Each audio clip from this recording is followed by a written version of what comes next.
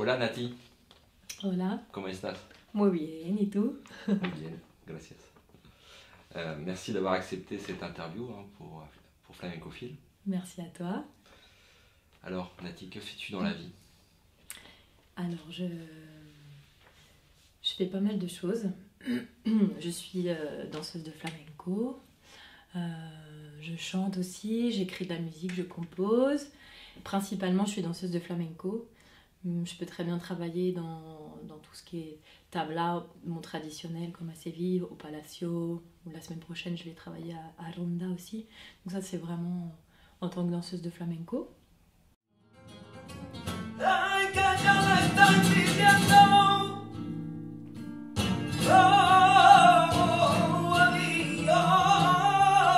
Ay, ay, que yo le estoy pidiendo adiós. Y ya no la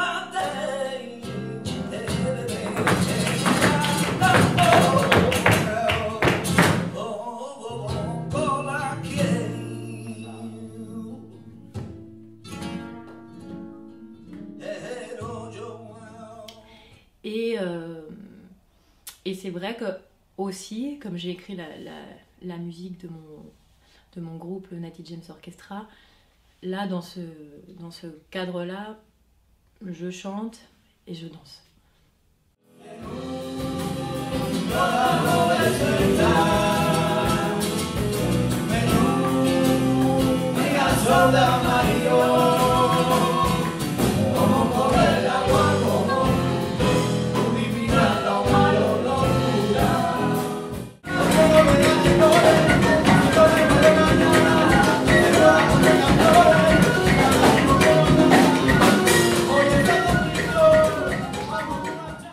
Comment tu es venue en fait à la musique, à la danse? Déjà toute petite, mais bon, je pense comme beaucoup d'enfants, j'ai fait un petit peu de danse classique. Je faisais des pointes très jeune, j'avais 4 ans, j'ai commencé à danser. Vers 14 ans, je suis rentrée dans une comédie musicale, où là j'ai fait 4-5 ans de comédie musicale et j'ai commencé vraiment à faire de la musique, mais j'étais plus... j'ai appris en autodidacte en fait, parce que depuis toujours je voulais faire du piano, mais on n'avait pas on n'avait pas les moyens à la maison d'avoir un piano et de m'offrir des cours de musique. Donc j'ai fait tardivement, j'ai commencé à apprendre le piano. Il y a le voisin qui repart. J'ai intégré le lycée des Pierrevilles à Carrière-sur-Seine, où là c'était vraiment des très bonnes années, parce on a fait pas mal de concerts. Donc là j'ai chanté à bloc, il y avait l'option musique, et là déjà à partir de ce moment-là j'ai commencé, après le bac j'ai fait une licence de musicaux, je suis rentrée au conservatoire, j'ai fait une école de jazz, j'étais à la Bill Evans Piano Academy, je suis passée aussi par le conservatoire du 9e où là j'étais en jazz, je suis passée par le conservatoire de Cergy, puis je suis revenue après au conservatoire de Cachan. Bon bref, là j'ai commencé vraiment un gros parcours musical de formation pour terminer au conservatoire de Cachan avec Karine Bonnefoy. J'ai étudié, il y avait le piano complémentaire, l'harmonie, l'arrangement. Donc c'était une formation assez complète jusqu'à mon prix de jazz, en fait, mon DEM de jazz. D'accord, donc très musique au départ. Très musique, et à la Bill Evans aussi, j'ai appris avec Sarah Lazarus. Donc c'était tout ce qui était en chant, en improvisation, avec Mila aussi, des cours d'harmonie avec Bernard Maury, qui était un grand pianiste et un homme assez fou, extraordinaire, qui avait vraiment étudié tout sur Bill Evans. C'est pour ça que ça s'appelait, cette école se prénomme toujours la Bill Evans. Donc ça c'était vraiment des années qui étaient hyper enrichissante au niveau du jazz, au niveau de l'apprentissage, et puis avec tous les potes zikos que j'ai rencontrés à ce moment-là. Et finalement, comment tu as découvert le flamenco? À cette époque, j'écoutais évidemment, j'écoutais beaucoup de jazz, je chantais aussi des bossa nova. Mais, enfin, avec les potes aussi, pareil, on écoutait Paco, on écoutait Vicente, on écoutait Camarón, Tomatito. J'ai commencé, c'est par là que j'ai commencé à rentrer dans l'univers flamenco. Et je crois que ça a été aussi vraiment la curiosité et puis les rencontres qu'on fait que je suis arrivée. Donc tu as rencontré le flamenco toute seule finalement, ou avec des rencontres. Et tu te souviens d'un moment particulier? Ouais, je me souviens d'un moment particulier à Paris. C'était l'époque où il y avait Manuel Gutiérrez, José Cortés, Christo qui venait souvent à Paris, Juan Luis. Ils étaient tous à Paris et en fait, soirée, fiesta flamenca, bulería et tout ça. Du coup, on est rentré. Là, je suis rentrée par la porte fiesta totale, quoi. Et ça a été génial parce que j'étais aussi portée, je voulais comprendre, j'étais hyper curieuse. Et puis, Manuel m'a invité aussi.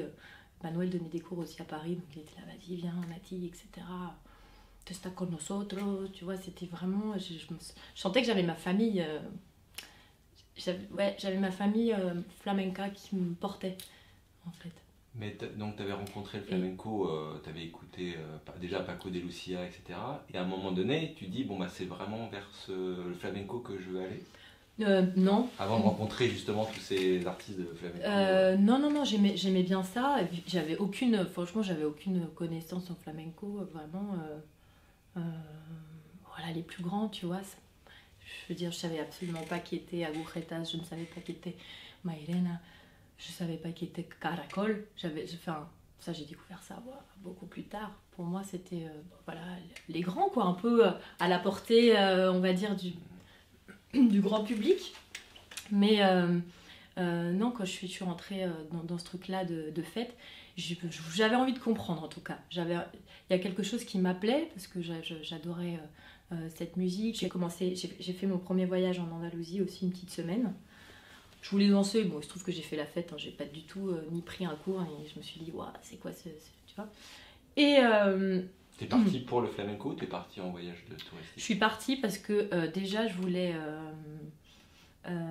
écrire, je commençais à écrire de la musique jazz flamenco. Mais du coup j'étais curieuse, je voulais comprendre le flamenco avant d'écrire, et je voulais quand même pas trop faire de conneries. Je voulais un peu savoir de quoi je parlais, je voulais quand même maîtriser un minimum le sujet. Donc je suis partie. Je suis revenue en France, je voulais complètement arrêter le conservatoire, j'avais plus envie de passer mon prix, j'avais plus envie d'être à Paris, j'en pouvais plus, j'étais saturée totale. Et Karine m'a dit non, tu passes ton prix, après tu te casses. Si tu veux, tu te casses, mais tu finis, tu passes ton prix. Donc j'ai fini par passer mon prix au conservatoire, avec justement où j'avais écrit une segueria jazz. Et j'ai été encouragée aussi par le jury, il y avait des personnes du CNSM qui m'ont dit putain super, lâche pas l'affaire, vas-y, continue, quoi, on t'attend. Et après ça, Karine, elle m'a dit, ok, c'est bon, t'as ton prix, dégage, tu pars. Ok, j'ai pris mes valises, j'ai pris mon clavier, mes chaussures flamenco, et je suis partie à Séville. Là, je me suis dit, ok, c'est bon, j'arrive. Je vais prendre tout ce que je peux pour pouvoir enfin faire ma musique, écrire. Donc je suis partie vraiment pour écrire ma musique, pour comprendre, pour chanter, pour capter le chant, la guitare, etc. Et j'étais curieuse en danse, mais très vite en fait j'ai rencontré Farruquito, mais dès le début en fait. J'ai rencontré la même année. T'étais pas partie pour la danse, mais tu rencontres quand même des danseurs. Je suis pas partie pour la danse, je suis partie pour écrire de la musique et pour m'imprégner de la culture, pour m'imprégner du flamenco, pour peut-être un retour aussi aux sources, ou chercher, tu vois, mes origines, enfin plein de choses. Et en fait, cette même année, l'année où j'ai commencé à faire mon premier voyage, j'ai rencontré donc Carmen, elle est venue à la maison. Ensuite, très rapidement, il y a Farrou qui est venu à Paris, Farruquito. Et pour moi, ça a été un truc incroyable. Et donc du coup, voilà, je suis partie, je me suis dit, ok, peut-être, je vais passer par la danse. J'adore la danse, j'aime danser, j'aime ce truc, j'aime cette force. Et voyons si, pour moi, c'était plus facile de rentrer par la danse que en tout cas, que par le chant. Je suis partie, vraiment, j'avais pas d'argent, j'ai joué dans la rue, après j'ai T'as adopté un mode de vie flamenca dès le début? Un mode de vie flamenco dès le début. J'étais un peu... je suis vraiment partie comme une sauvage. Hein. Je referai plus ça. Ah ouais? Non, je préparerais... Si je décide de partir, de changer de pays, je préparerais bien mon départ. Parce que là, ça a été quand même... J'ai eu la chance de rencontrer des gens qui m'ont aidée. Mais ça n'a pas été simple, mais en même temps, c'est ce qui m'a donné de la force de continuer. Et puis j'ai quand même chanté dans le plus grand hôtel de Séville, à l'hôtel Alfonso XIII. J'ai fait des super concerts avec Miguel Vargas, contrebassiste, qui est décédé maintenant. Et en tout cas, à chaque fois que je gagnais un peu d'argent, je les mettais dans des cours de flamenco avec Juan de los Ries. Dès que j'avais un peu d'argent, c'était ça, jusqu'au moment où j'ai pu faire une coloc et une autre coloc et commencer vraiment à m'installer. Donc voilà, donc dès que j'avais un peu d'argent, c'était ça, ok, flamenco, technique, vas-y, je vais voir qu'est-ce que je peux faire avec mes pieds, etc. Et après, ça a été un travail, évidemment. Ça a été énorme parce que ça a été des heures et des heures par jour. Même le dimanche, en étant malade avec de la fièvre, j'étais en train de danser parce qu'après, en fait, il y a eu carrément...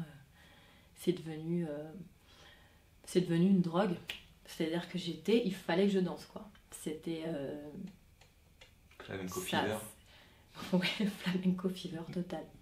Je pouvais plus m'en passer. J'étais, ah putain, vas-y, j'y vais, jusqu'où je peux aller. Waouh.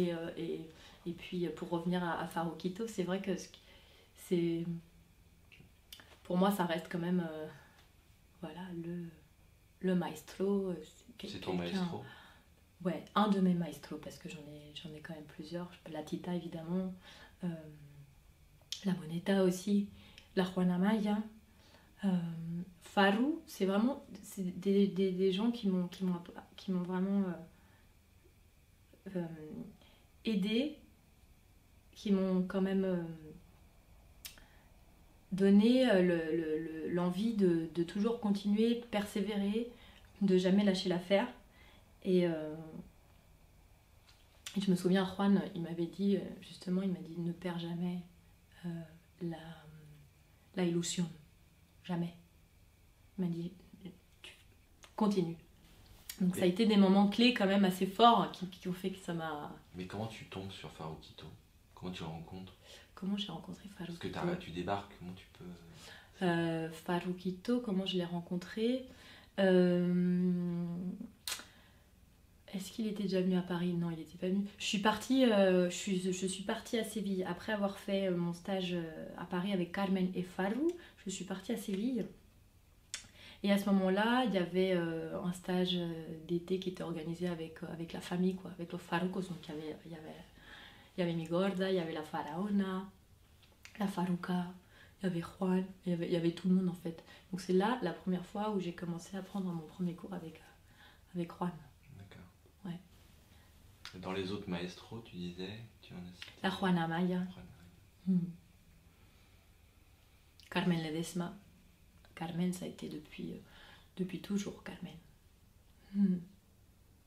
Et ça a été magique, ce moment où la première fois qu'elle est venue à Paris, elle était là à la maison avec moi. Donc c'était... Je sais pas, mais ça comment, a été... comment est-ce qu'elle... Parce que oui, Carmen Ledesma, tu dis qu'elle est venue chez toi, mais comment ça se décide, ça? Comment ça se décide? Parce que... c'est par quel hasard? Christina, elle organisait un stage de flamenco. Christina, c'est... Cristina Madalena, qui organisait un stage avec la Carmen. Alors je pourrais plus t'expliquer exactement comment ça s'est fait, mais en tout cas je connaissais Cristina et du coup elle m'a dit est-ce que tu es d'accord pour que Carmen vienne chez toi? Je suis pas génial, carrément, super. Mais je t'avoue que ça a été un tourbillon, toute cette période-là, ça a été un tourbillon de rencontres, mais c'était vraiment une période... c'était à fond tout le temps, quoi. Et puis je te dis, parce que en plus Rocher, Manuel, Cristo en plus ils étaient tout le temps là, donc il y avait un truc, on était dans l'ambiance flamenca, fiesta à Paris, beaucoup. Puis tu te souviens quand tu as décidé d'en faire un peu ton métier, quoi, de la danse? Qu'est-ce qui a été décisif pour toi? C'est quoi? C'était rencontre? Ça a été... je me suis laissé le temps j'ai été... j'ai beaucoup... j'ai eu des accidents aussi, hein, c'est-à-dire que les premières fois où j'ai commencé à danser, j'ai eu une lésion au niveau d'un orteil de pied. Pendant 6 mois, je pouvais pas mettre le pied par terre. Après, c'était le cartilage du genou. Enfin, j'ai eu quand même pas mal de trucs. Et, Il faut vouloir. Il faut vouloir. Il faut vouloir, mais c'est vrai que... Tu te souviens quand tu as décidé? J'avais un truc en moi qui me disait continue, laisse-toi cette chance de monter sur scène peut-être une fois en tant que danseuse, voilà, ou en tant que, en tout cas, comme on affectionne, hein, de monter sur scène peut-être juste une fois. Laisse-toi cette chance-là, tu verras comment ça se passe, mais tu l'auras fait. Et à partir de ce moment-là, tu verras, c'est ma petite voix qui me disait, et à partir de ce moment-là, tu verras si c'est bien, c'est pas bien, si comment tu t'es senti. Et voilà.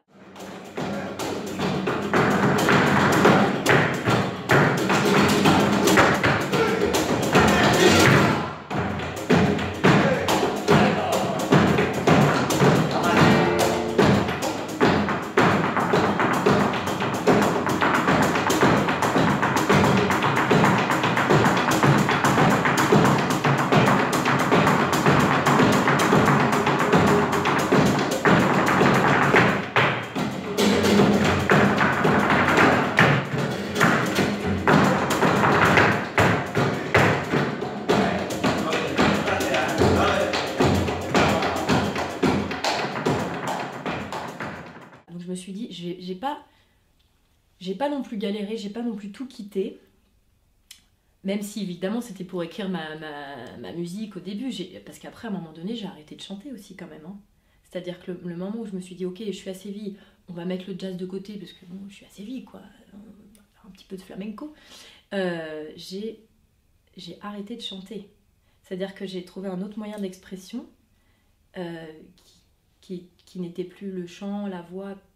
Puis voilà, j'ai eu des décès aussi qui ont fait que j'ai arrêté de chanter. À ce moment-là, j'avais plus envie de chanter.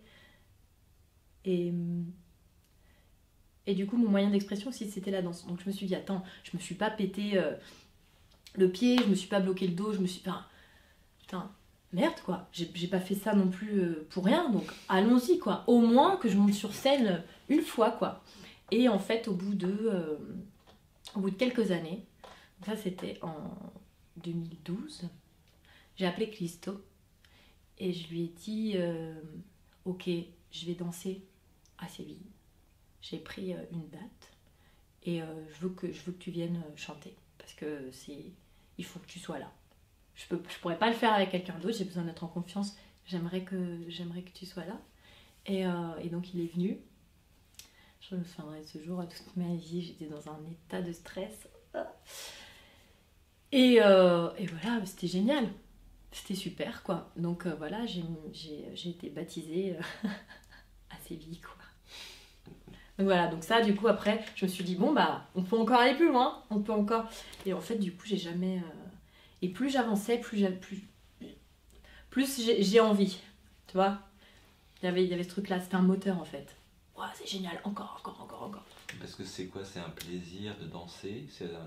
Qu'est-ce que tu ressens? C'est un plaisir de danser ou c'est une envie d'être sur scène, de faire plaisir à un public? Bah, c'est quoi quand tu danses? Il y a un peu... Il y a plein de choses en fait, parce qu'il y a évidemment l'envie de danser, le plaisir, ça c'est clair, même si derrière ça il y a quand même aussi beaucoup de... Il y a une grande préparation quand même, beaucoup de souffrance aussi, et ça a été un sacrifice aussi pendant 7 ans quand même déjà tu dois bien comprendre au niveau de la musique aussi tout ce qui se passe, tu dois être aussi sensible évidemment au chant, tu dois avoir cette connaissance-là musicale. Au niveau du corps, il faut quand même avoir une préparation physique importante, sinon c'est pas... c'est quand même pas... Enfin, c'est compliqué. Donc oui, au final, bien sûr que c'est un plaisir de danser. J'aime danser. Et je crois que je pourrais pas, je peux pas m'en passer. Voilà. Et après, ce que j'aime dans la danse, c'est justement de transmettre, de pouvoir m'exprimer. Ce que je te disais, que ça soit pas par la voix, mais par le corps, de pouvoir exprimer, voilà, des sentiments, ça peut être voilà, plus de la douceur et de la fragilité. Là, c'est vrai que ces derniers temps, j'ai plus changé ma façon de danser. Je cherche plus ce genre de choses parce que je suis quand même assez... je suis un peu une rageuse. Donc, c'est vrai que dans ma danse, je transmets quand même beaucoup il y a beaucoup de force, peut-être de rage, des fois de douleur. Selon ce que je vais danser, je peux vraiment aller loin. Je vais chercher des choses en moi qui sont que peut-être enfin, je pensais pas qu'à travers la danse j'aurais pu exprimer beaucoup autant d'émotions en fait. Pour moi c'est une autre expression et peut-être j'arrive plus à exprimer peut-être une certaine douleur ou une profonde tristesse parfois à travers la danse que bon, je sais pas, que peut-être à travers le chant, enfin. Mais en tout cas voilà, c'est un plaisir de danser parce qu'en tout cas pour moi déjà ça me fait du bien. Et en plus parce que ça me rend heureuse de voir que les gens ils sont touchés, que les gens ils sentent quelque chose, il se passe quelque chose, quoi. Bon, est-ce que tu te souviens, donc après cette première danse, c'est là où tu t'es dit, bah ouais, genre, je peux en faire mon métier? Ou ça peut faire partie des activités que je me suis dit, ça peut être ouais, peut-être un métier, peut-être... en tout cas, je me suis dit que j'adorais danser. Et que j'avais envie de pousser le truc. Je me suis pas dit, ouais, c'est bon, je vais être danseuse de flamenco.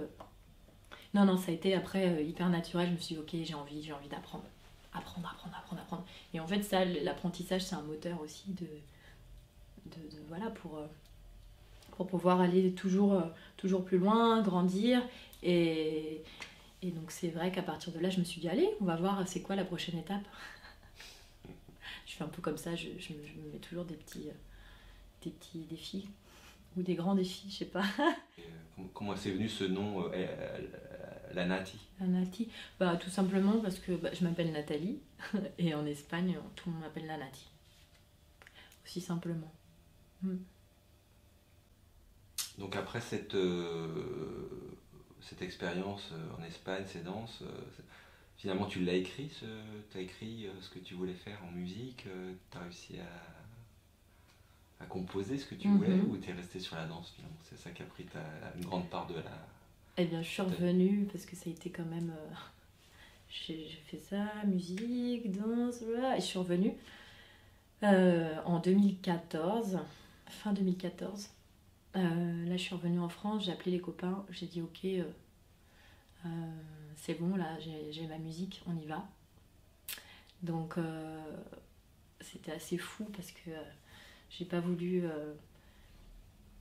commencer avec 4-5 musiciens, mais on était 12.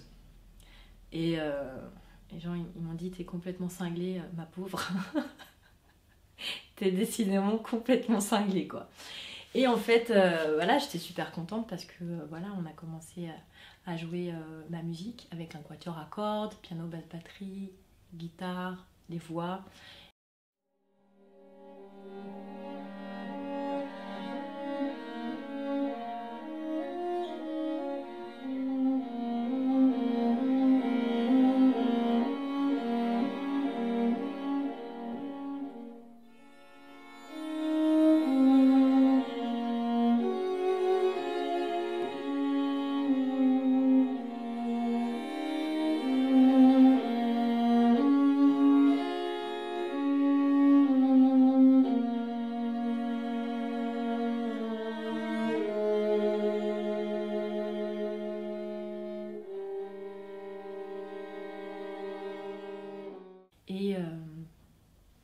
fait, là, c'est encore une nouvelle étape, on va dire, dans ma vie artistique.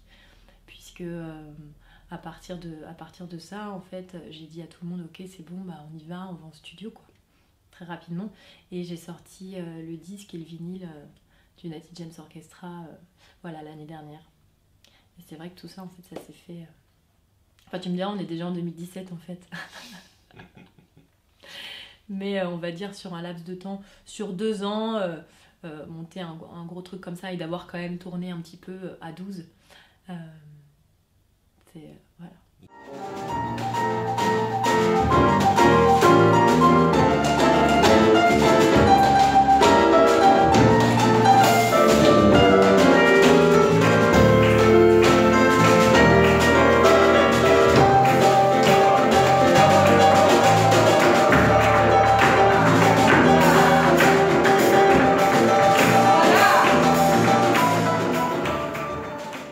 Il y a des styles de danse que tu préfères danser? Tu veux dire au niveau des palos? Des différents styles de palos, ouais. Ouais, carrément. Moi, je dors souvent d'ailleurs, hein, même pour pas dire presque tout le temps, Segueria et Solea. Comment ça marche en fait ça, le zapateado?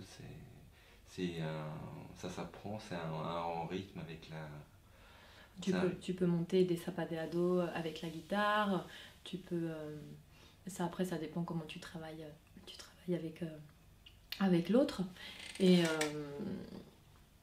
donc après, comment ça s'apprend? Non, je sais pas si ça s'apprend. C'est c'est des rythmes, des rythmes qu'on apprend, qu'on répète. Bah, de toute façon, quand tu apprends à danser au début, vraiment la base, c'est plante tacón, donc tu as la plante du pied, talon, donc tu as des exercices d'articulation, tu vois, à faire avec les pieds, et puis en fait avec des golpes. Donc les golpes, c'est quand tu tapes du pied comme ça. Avec les golpes, planta tacón et les latigos quand tu fais comme ça avec le pied. Avec tout ça, tu dois pouvoir faire de la musique et composer avec ça, plus évidemment tous les mouvements, les palmas et tout ce que tu peux faire au niveau rythmique, percussion corporelle entre guillemets, si tu veux. Donc, mais quand je regarde la danse, c'est très complet, quoi. Il y a plein de choses qui se mettent en œuvre. Bien sûr. T'as les mains. On a vraiment le travail, donc tout ce qui est pied, tout ce qui est rythmique, et aussi t'as un côté endurance à un moment donné qui est pas mal quand même. Enfin bon, en tout cas, t'as tout le côté rythmique, soniqueté à avoir au niveau des pieds. Et apprendre justement aussi à pas te faire mal, parce que généralement quand on commence les premiers cours, on y va à fond, on tape, et puis moi comme je suis un peu... voilà, c'est pour ça que je me suis fait mal. Moi, au début j'ai pas compris que ça servait à rien de bourriner, quoi. Donc t'as la partie pied, après bien évidemment, très important, t'as toute la partie au niveau du corps, au niveau de la gestuelle, des bras, des mains, t'as tout au niveau de la tête, du corps, des tours. Donc après, oui, évidemment, c'est... Le regard aussi. Oui, c'est complet. Quand tu danses un flamenco, à un moment donné, il y a la robe. Comment tu te souviens comment tu as choisi ou ta première robe? Ça, je pense que c'est une importance importante. Ouais, ben en fait, ma première robe, je l'ai dessinée, comme toutes mes robes, je les dessine. Et ouais, j'avais vraiment un truc précis. Et c'est vrai que ça c'était... puis même, je sais pas, j'avais rêvé de cette robe. Donc j'avais vraiment dessiné, j'ai été voir Pilar et je lui ai dit voilà, une très bonne couturière à Séville qui est spécialisée dans les bata de cola. Et j'ai été la voir, je lui ai dit voilà, écoute, ça c'est ma robe, voilà comment je la vois. Et voilà en fait, hein, tout simplement. Et du coup, t'as dansé avec cette robe-là toute la première et ouais, fois. bah d'ailleurs, c'est celle qui est en photo là-bas. Ah bon, on fera une petite photo et on la montrera au début ou à la fin. Voilà. Est-ce qu'on peut improviser quand on danse? Il y a de l'improvisation ou c'est très préparé? Mhm. Non, on peut improviser. Mhm. Mhm. Complètement, complètement. Après, après, je pense que ça dépend de chacun aussi, ou déjà où t'en es par rapport à toi dans la danse, tu vois, par rapport à ta maîtrise aussi ta maîtrise du compas, ta maîtrise, euh, ta musicalité. Donc voilà, moi je sais que j'adore improviser et en fait j'ai ça depuis longtemps, quoi. J'aime improviser, mais je pense que ça vient aussi du jazz, ou ça vient de mon caractère aussi peut-être, hein. Et moi du coup j'ai vachement de mal à... Quand on fait des répétitions, bon ça roule et tout ça, et des fois en fait j'arrive pas à figer des choses parce que de toute façon ça change. Et les gens qui bossent avec moi, ils savent que ok, il y a certains trucs qui vont rester, mais après en général c'est genre ok, bon, les gars, on voit ce qui se passe, quoi. Parce que j'aime l'improvisation et je laisse place à l'improvisation de plus en plus. Et qu'est-ce que tu attends justement des musiciens en tant que danseuse? Tu t'attends d'un musicien, d'un guitariste, quand vous êtes sur scène? Qu'est-ce que tu attends? C'est quoi ce que tu aimes, ce que tu apprécies particulièrement? Parce qu'il t'accompagne en fait, c'est lui qui. C'est eux qui Bien t'accompagnent. sûr, bien sûr, j'attends qu'on soit tous connectés, qu'il y ait une belle énergie de tous, et en même temps une liberté où chacun peut s'exprimer. Par exemple, jamais je dirais, enfin jamais, sauf si éventuellement on rentre dans un cadre d'un spectacle qui est ultra monté, où tout doit être mesuré au millimètre. Bon, parce que ça évidemment, c'est aussi, ça existe, hein, évidemment. Moi, j'aime bien dire, bah écoute, fais ce que tu veux, chante ce que tu veux, joue ce que tu veux, ou éventuellement je vais écouter la falsetta, puis en général je suis là, ah bah j'aime bien ça, et bah celle-là aussi elle est pas mal, ah bah bon, et bah écoute, j'improviserai, vas-y. Donc moi j'aime bien ce truc-là, et du coup c'est ce qui crée la magie aussi, parce qu'on doit être hyper au taquet, quoi, tous, les guitaristes. Tu vois, il y a ce truc-là qui fait que, tu vois, on est en tension, et puis putain, et quand on y va, quoi. Et du coup moi j'aime bien voilà, plutôt la connexion, l'écoute, et d'être un peu dans les starting blocks, tu vois, genre qu'est-ce qui va se passer. Alors tu danses aussi en Espagne. Mm-hmm. Comment s'est perçue une danseuse française? Une française en Espagne. Et bah écoute, ça va. Ça va. Ça va. Là pour le coup, ça fait quand même des années que je suis là-bas. T'es adoptée. Donc ouais, je suis adoptée. Et c'est cool, il y a quand même... c'est jamais simple, attention, hein. Mais il y a quand même... il y a quand même du respect, il y a... Voilà, en tout cas, je suis quand même bien entourée, j'ai la chance d'être bien entourée. Et puis après, bon, bah évidemment, t'as toujours des petites anecdotes quand t'es dans le camerino, au tablao, et puis... Et justement, est-ce que dans cette vie flamenca, est-ce que tu as des anecdotes qui te viennent à l'esprit? Oh, il y en a une, elle est mignonne. J'étais dans mon quartier, puis j'étais pas en forme ce jour-là, ça remonte, hein. Et là il y a Manuel qui arrive, le mari de la faraona, la gorda. Il me voit, il fait "Qu'est-ce qui te passe, hija?" Je lui dis "Bah rien, je suis triste." Et il me dit "Mais non, mais bah sois pas triste." Et puis il s'en va, il fait le tour, moi j'étais là en mode déprimée totale. Et il me dit "Écoute, va t'asseoir là. Mi mujer te está esperando. Allí." Moi je dis "Oh là, ok." Là j'y vais, et là t'avais la faraona qui était assise là, comme ça, tu vois. Puis elle me regarde, elle fait "Qu'est-ce que pas ça?" Si tu vois, moi j'étais là, tu sais, quand elle te regarde. Et moi j'étais là, "Oh ouais, no sé, il baile y el amor. Moi, je commence ça, tu vois, comme una niña chica qui est là, qui est complètement, voilà. Et puis là, elle me dit, sabes que te voy a decir una cosa. Et elle me dit, quoi qu'il arrive, quand il y a de l'amour, il n'y a rien de plus fort que l'amour et les personnes se retrouvent. Voilà. Ça paraît peut-être complètement... je sais pas, bon. En tout cas... Et tu te rappelles comment c'était en espagnol? Comment elle le disait en espagnol? Comment elle m'a dit? Et elle a dû me dire... Cuando hay amor, todo es posible. No te preocupes.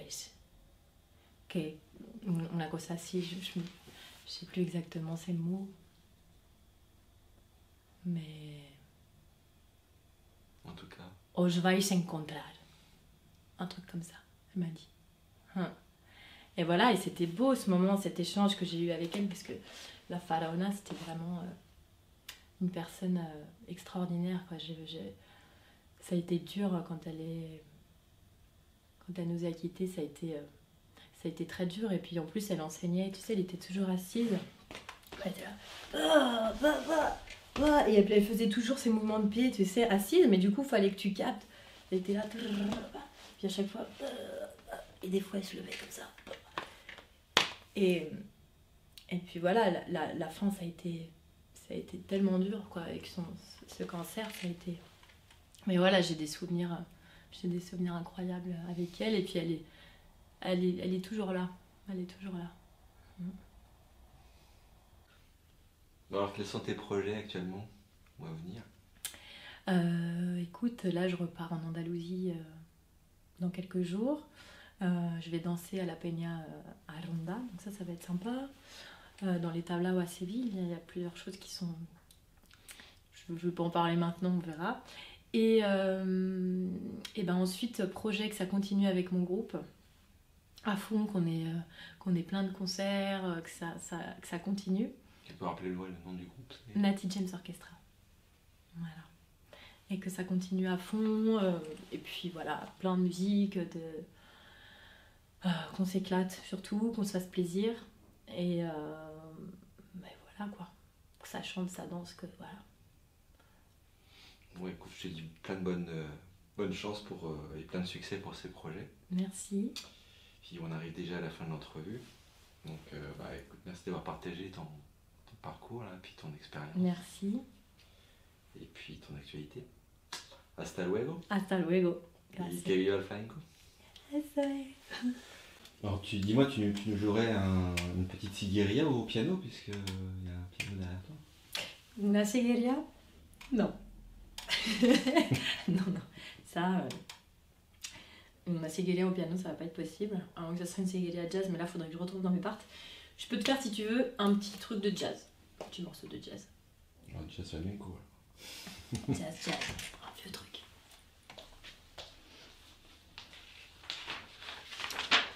Allons-y, dans toutes les parts. Allez. Sinon, il faudrait que je cherche un truc bossa nova, Chia, ou des trucs que j'ai joué il y a longtemps. Mais allons-y. Je rappelle que je ne suis pas pianiste. Hein? Qu'on n'aille pas dire... C'est un vieux morceau qui s'appelle You've Changed. Alors on va voir, parce que je suis presque à faune aussi, donc aujourd'hui c'est la totale.